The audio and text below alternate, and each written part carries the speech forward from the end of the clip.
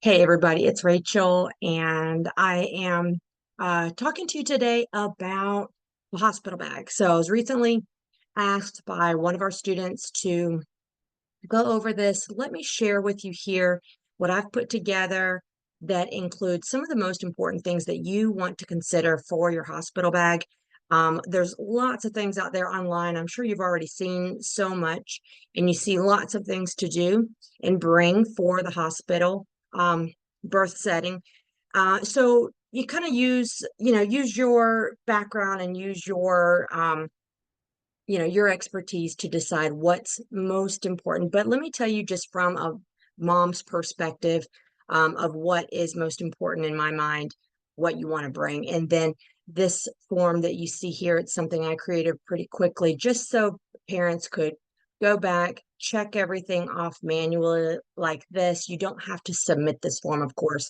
But it would be a good visual reminder just for you to go through it, say on the phone as you're packing that bag.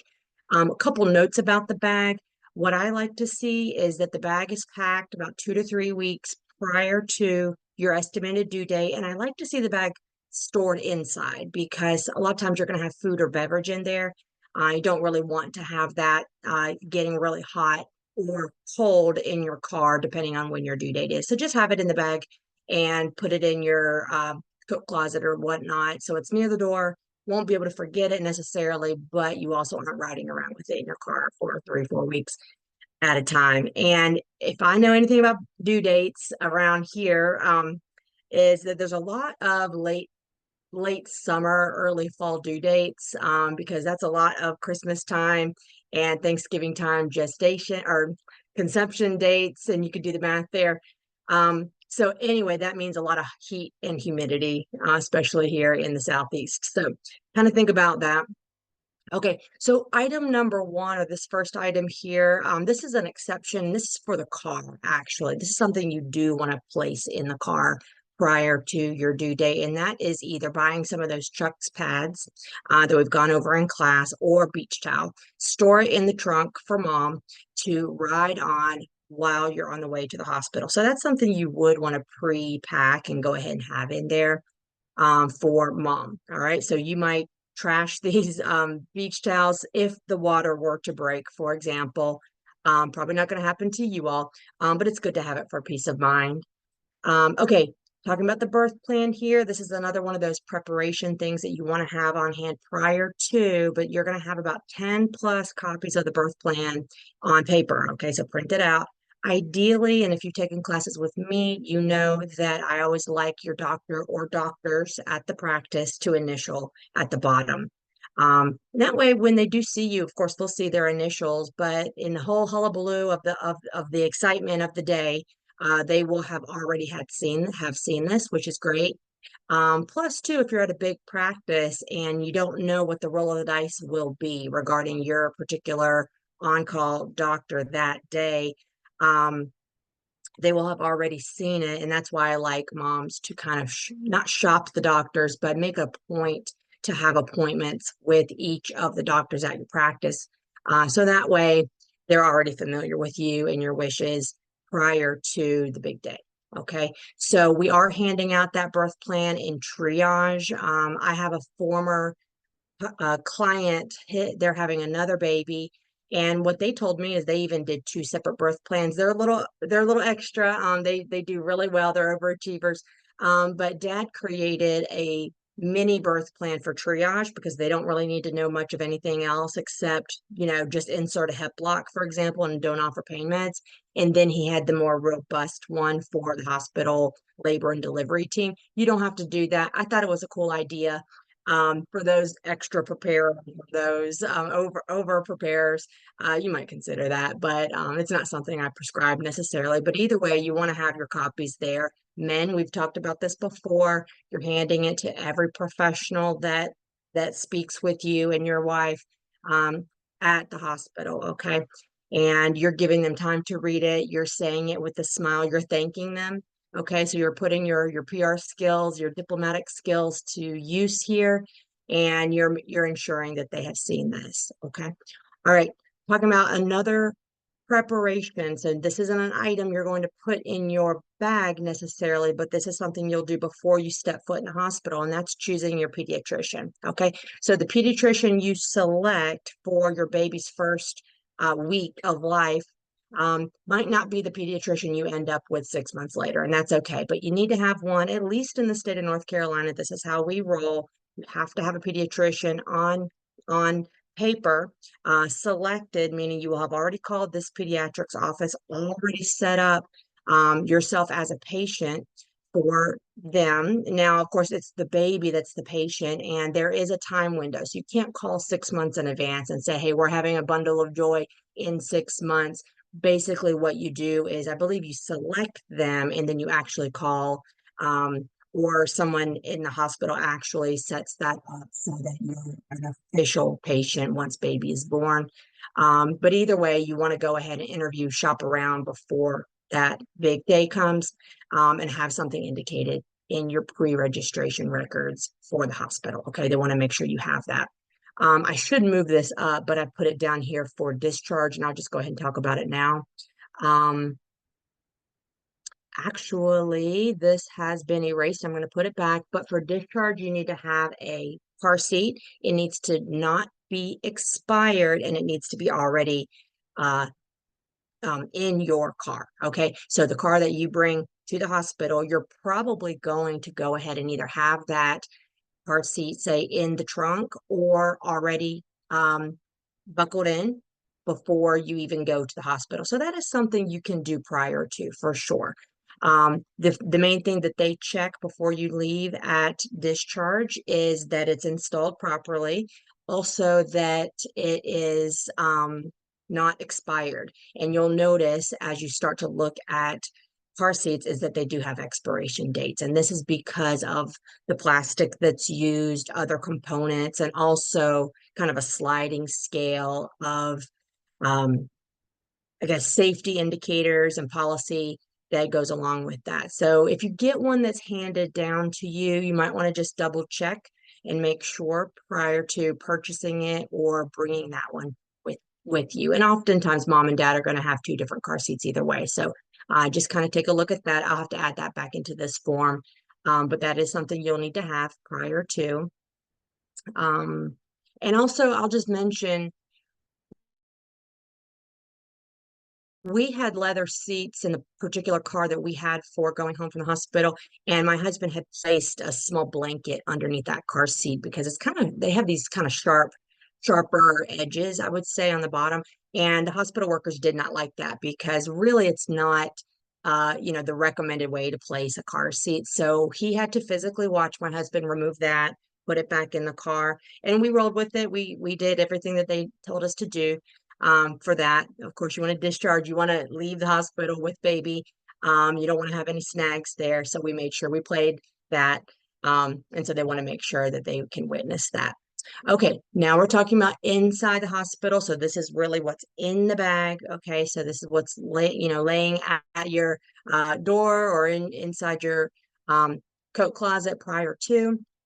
So for dad and mom, but dad's first, I'll just talk about what you'll need regarding clothing. You're just going to want to have multiple changes of clothing. So certainly during labor itself, there will be body fluids, amniotic fluid, water that you may get splashed with. So be ready to change clothes after the birth, okay? And you might have been in those clothes for like 12, 15 hours, depending on when mom goes into labor. So just be ready to have a nice fresh change of clothes. I put in here in parentheses for emphasis that, guys, I want you to have shirts that will allow you to do skin to skin. Okay, so you don't have to wear your best white collared shirts, but I do want you to have something that you can open up so that you don't feel like you have to put your shirt on, say, every time the nurse comes in, which is going to be every couple of hours, but it's going to allow you to do that skin to skin and then button back up when it's mom's turn, for example. Also, too, about shoes, I would like for you to pack an extra set of shoes. So you might do like a shower shoe or a slide that you can just have in your hospital room. This is especially helpful if the shoes that you happen to be wearing during labor and delivery get wet. are dirty. Okay. If you have to trash some shoes during that labor and delivery after that, then that's okay too.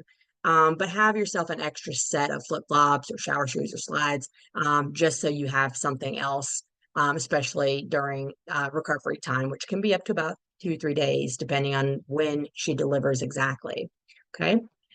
For mom, of course, the clothing, you want to have multiple sets of maternity clothes, actually. So you will still look about 6 months pregnant, mom. So you want to have either your favorite, yoga pants, maternity jeans, I really liked because they were stretchy and easy.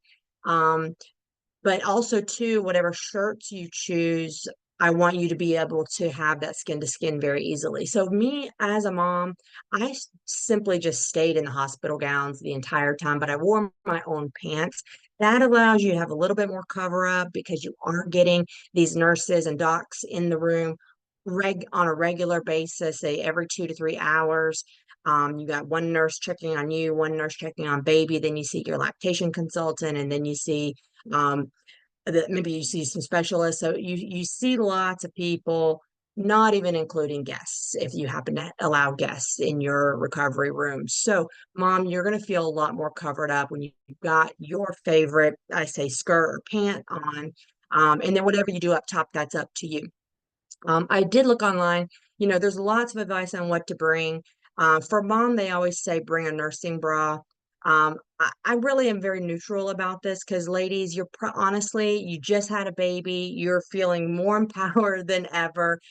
At this point, you're probably not really going to care if you're even wearing a bra, to be honest with you. And you're not making full milk yet. Okay. You're still just producing colostrum. So there's not anything that you really need. Now, if you're very heavy up top, ladies, you might find that you want to be in a bra. Totally get it.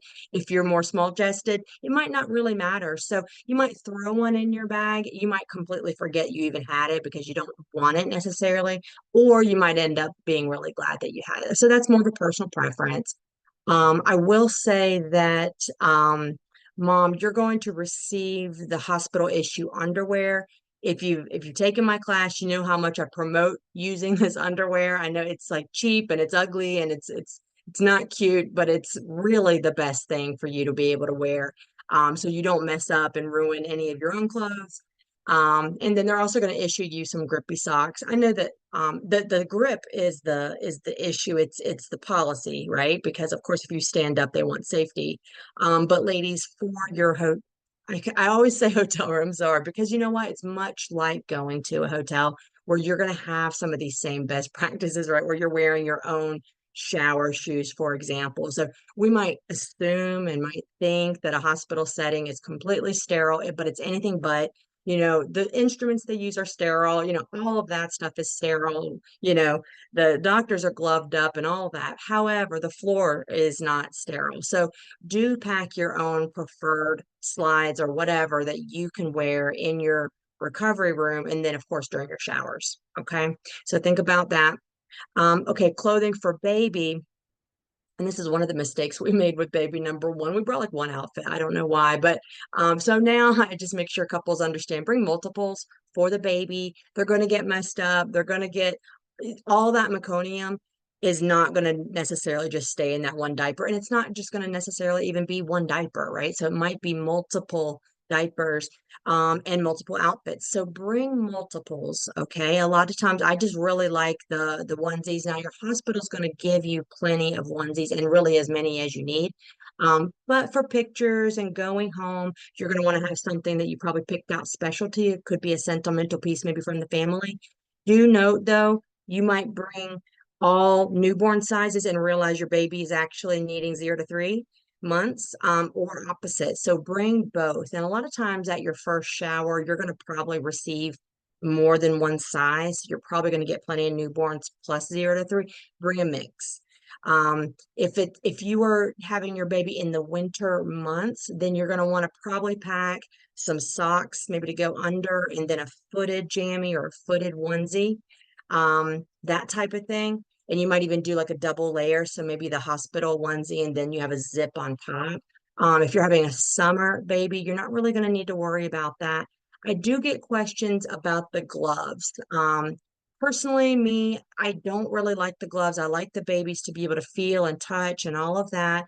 But of course, the gloves are there for the nails. So we've talked about this in class a little bit too, moms and dads. You might just bite your baby's nails. If there's one or two that just happen to be really long, you can also ask the nurse on that's assigned to you at that time to see if they'll come in and help you with your baby's nails. If you just find that some are just really long. However, the nails really don't get sharp and hard until weeks later. They're very soft in the beginning. So it might be a non-issue for you, but that's my personal preference regarding the little mitts that so many moms are getting these days for their shower. You might really like them. I never really use them, but it might be something you enjoy. Okay, more stuff from home, pillows. Dad, this is kind of optional, but I think you would appreciate having a good pillow while you are overnighting with your wife. Okay, so you're going to have a couch or a fold back chair, but you're probably going to really appreciate your pillow. If you forget it, if you don't feel like bringing it, it's definitely not the end of the world because there are pillows that they will give you, but they're going to be like airplane pillows in a lot of ways. So that just might be something extra you put in there. Now, for mom's really going to appreciate pillows during labor. Now, again, hospital staff will give you pillows if she really wants some. I would argue though that it'd be more advantageous to ask for something like a birth ball than it would be to ask for a pillow. It's just going to give her much more support. But you're welcome to bring them. And no one's going to say anything if you bring all your all your pillows, all your best pillows to the hospital. Just kind of think about logistics, Dad, when I'm talking about this type of stuff, because again, a lot of times you're going to drop mom off, say at emergency or the women's ward, and then you're going to go pack and then bring all the materials with you, all the bags with you as you come back up from the parking deck, for example. So just kind of think about, hey, how many bags am I going to be taking and all of that? Okay. Plus, you're going to get some supplies to take home. So you'll put stuff in your bags as well. So just kind of think about that and how much you want to bring. I have heard couples of bringing their own, say, birth ball because I know there's not going to be one for every woman on the floor that night. That's completely up to you. And it might be something that you enjoy. It might just be one of those extras. You're like, we really don't need that. So just be open-minded to kind of make some adjustments there as you're packing. Okay, talking about in the labor room. Okay, so hydration for mom and for dad. Okay, so think about waters, your sports drinks, electrolytes. Okay, um, your refillable cups, I think are great. Especially you can go down and get ice for things like that. Do know that this is going to circle back to your birth plan though, and you want to put on your birth plan that you have the freedom to eat and drink so that there's no questions, no friendly advice by hospital staff when they see you eating and drinking. So, Dad, this is just as important for you as it is for mom because you want to have the calories, you want to have the hydration to stay up with her during this time. Mom, I would suggest that you take a sip of your beverage after every contraction. It's a great way just to know that you're getting in that hydration. Okay. And so, guys, you'll help mom with that, maybe with putting the straw up to her mouth or reminding her, that type of thing. Um, and then calories, mom, you probably are not going to be hungry necessarily in hard labor. Okay. But you do want to pack some things in the bag for this because you might have your baby at 2 a.m. and the amenities at the hospital are just not open yet. Okay. So to have maybe some good protein, maybe some fruits and veg, maybe some carbs for you to get that energy back. You will have done a lot of work and anything that you have is going to taste delicious to you because you will have been up for so long. But guys, I want you to do this as well. I really don't want you down at the cafeteria because you're starving and then mom's pushing. I did hear about that actually.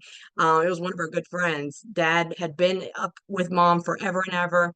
The cafeteria just opened. He was famished. He goes down to get something and she pushes the baby out. So I know that's not what mom and dad want. So just try to stave that for a little bit if you don't have anything to eat. Otherwise, the best practice is to put something in there in your bag for you.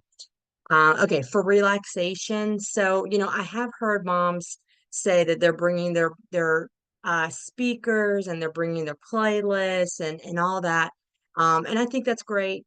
but it's a little bit more to juggle, but it might really help. And I do know that some couples really just lean on that.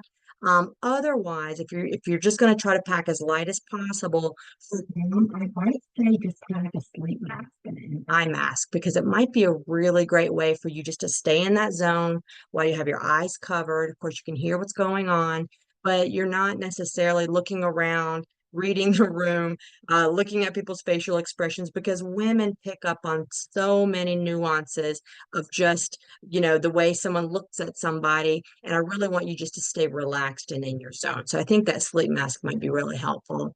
Um, Earplugs, that can be very helpful for mom or for dad, especially as we're in the recovery room. Okay. Okay, you might want also some massage items. So as you go through classes and you start to find what really works for mom as far as relaxation when it comes to, say, back massage, you might end up, say, with the tennis balls in the tube sock that, guys, you can just kind of roll on either side of her spine. That might be something that's just really easy to throw into the bag. What else here? There sometimes you'll pack, say, a lavender compress, things like that. So, or even just like a little back massager that she might end up enjoying. Okay. So I wouldn't necessarily experiment at this stage. I would do that all pre-labor. But if there's anything that guys, that she just really enjoys when you do, and she's able to get more deeply relaxed, throw that in there, especially if it's a small, easy item. Otherwise, guys, you're going to use your heels of your hands, and that works better than anything, really.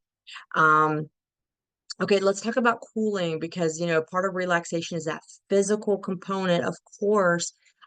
So I would pack something for cooling for mom, and that might be um, just a fan. We were at a music festival last night and they were giving out these fans. Those are the best ones. Okay, so might throw something in there. Guys, if I could put money down, I would say that you're probably going to end up fanning your wife at some point. So pack something like that. Some people like the electric fans or electronic fans or whatnot that you can even just put on there near her, or you can hold it. Um, Hair accessories, though, men, this is a good little precursor activity for you all to do. Practice putting your wife's hair up. Okay, it doesn't have to be wedding ready or anything like that, or red carpet ready, but it does need to be where you can quickly put her hair into a ponytail to get it off of her face. Okay, so she's going to be doing such hard, sweaty work, and she will really appreciate it if you learn how to do that. So think about that. And then mom too, you can help him out by maybe as you're making your way to the hospital, if you have the energy to think about it, maybe braid your hair. And I'm thinking about for all the you mommies that have the long hair. Okay. All right. Let's talk about personal hygiene items. Um, think about it if you're going on an overnight to a hotel. Of course, you're going to bring your toothbrushes, your eye solution if you wear contacts, your glasses, shower shoes, things like that. Your vitamins if you use those. Let me talk a little bit about vitamins. I really want dad, especially, to consider some immune support prior to the big day. Stress is um, a big component, I guess, or a big enemy to immune function. So to combat that, you can really booster and bolster your immune system by maybe taking an extra C, extra D, extra echinacea, maybe zinc. So think about that. I've got these little packs that my husband will take, and it has C and zinc and all that in there. So you might think about bolstering that, say the week before, something like that, just so as you go into, overdrive and you're in kind of an adrenaline rush, for up to 24 hours or so, then your immune system won't be compromised, especially being around, in a hospital area like that. Mom, you check with doc, and then whatever supplements that you already take, feel free to continue all of that. Okay. But I do like that at least going into some immune support leading up to, and even in the hospital setting too, because you're just around a ton of people. Now, your hospital staff are going to be really good. They're going to be using their hand sanitizer every time they walk into your room. You're going to see lots of hand washing, masks, things like that. So, but you can still bolster your immune system too. And then finally, connection. In the old days, and if you looked at some of these older references for what to pack in the hospital bag. You're seeing like bring your phone charger, camera, your camera battery. So we don't need to worry about any of that stuff now, but do just do a double check. And this is probably the main reason I even made this as a checkbox. So you could physically check that you've got your blocks and your cables. And that's the main thing here. So you have juice during the time you want to share all these cute pictures with everybody. So what I'll do is I'll link this form to the video, and I hope you found this helpful. Feel free to let me know any questions that might come up, or if there's something that you've used that's been really helpful for you. I'd love to hear that as well. And again, thanks for watching. I'm Rachel Kincaid with Drug Free Birth, and we'll talk soon.